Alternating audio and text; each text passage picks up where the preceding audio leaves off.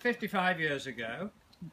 It must have been a Saturday evening because I'd just been invited into the Ram household, and Margaret was nervously pacing up and down in expectation of her new exotic boyfriend. He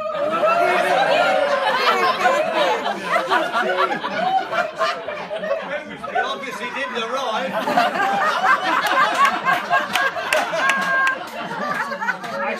I say exotic because Margaret's mum and dad had met him a couple of weeks previously, and they couldn't understand a word he said. So we automatically assumed he'd come from an exotic country. If it had been today, we'd have assumed that he was an illegal immigrant. Be that as it may, even on his first date, Bill laid down a marker for the future. He said, the message was, take me and take my motorbike. 55 years later, true to his word, he's still got the motorbike. And I have it from good authority that it made it easy for Margaret because you've always been into leathers anyway. Oh, yeah. A little bit of S&M. You know. I told him. Oh, you told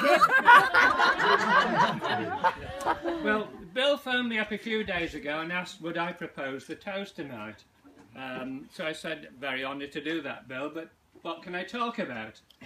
And he thought for a moment and said, well, you'd better talk about the joys of being married for half a century. So I said, that's fine, Bill, but just so that I don't miss anything out, can you just, remind me what they are? After a very long silence, we decided, well, we talk about real ale or...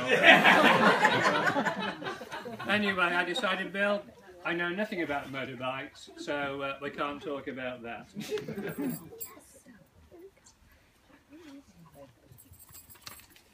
I do remember very vividly the event of 50 years ago in Butterton Church in rural Staffordshire. The men were all there in their top hats and tails. First time most of us ever worn top hat and tails. Margaret was there in her white gown. No, it wasn't the dressing gown this time. It was the wedding gown. The bridesmaids were all in pink. Yes. Including Sue. Yeah, and the sun shone, and it's continued to shine on your marriage for the rest of the last 50 years. And it's been shining again today, Margaret. If you remember, after the reception at the Clayton Lodge Hotel, you both went off on your honeymoon to Ireland. The only surprise was that you didn't go away on the motorbike, but you went away in your Austin Mini, the white Austin Mini, remember? When you returned from Ireland, you came to your new bungalow in Chapel Hay Lane. That's right. And so you've lived in Churchdown ever since then. So we're not just celebrating your 50th wedding anniversary, but we're also celebrating 50 years in Churchdown, where you've been surrounded by a fantastic group of friends, and I know you've thoroughly enjoyed it. Yes.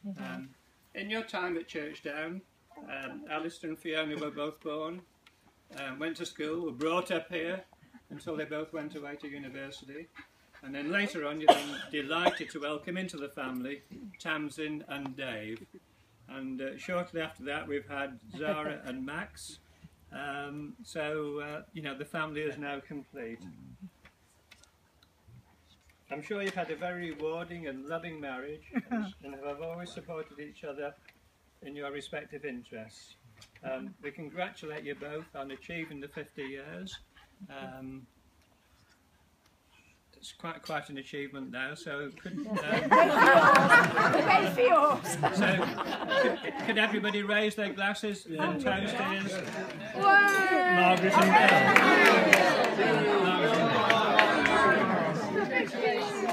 Bill and Margaret. Bill and Margaret. Many more. Margaret, are you now going to cut the cake? Is that before you respond? Would you like us to go? Speech!